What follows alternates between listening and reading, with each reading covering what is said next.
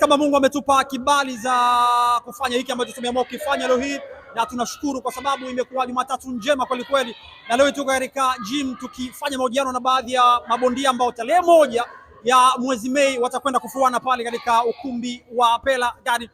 Huyu hapa Kondo Ibrahim kutoka ardhi ya Chalinze.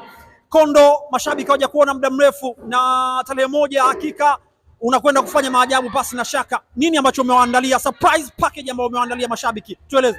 Cha kwanza nimewaandalia kitu kimoja hatari sana. Nataka niwafunge mdomo wa nje na ndani. Maneno yao tuyajue, yaishie hapo. Wajue kama Chalinze kuna kitu na kuna kipaji kimoja kizito sana. Na huyo mtoto anayekuja na yeye ndio atakuja kutulia hapa. Tumpige na apigike.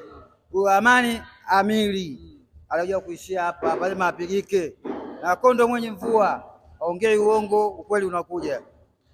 Kondo nimepata kuyasikia maneno ya Amani, na anasema vingi, walikuwa anajitamba kwa, anasema siku hiyo anaweza kuja kuangusha mbuyu kwao.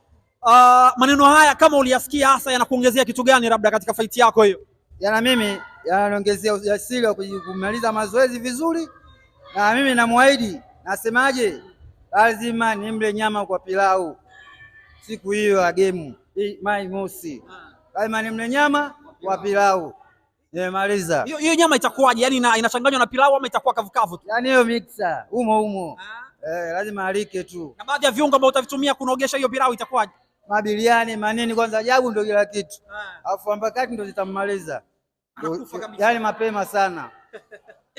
Kondo, mashabiki hawaja kuona muda mrefu kama nilivyokuambia hapo awali, lakini wanategemea vingi hasa kutoka kwako. Neno la mwisho la kuambia, lakini kuambia pia watu ambao wameshika mzizi wa fight kwa maana ya Maskan Sports Promotion.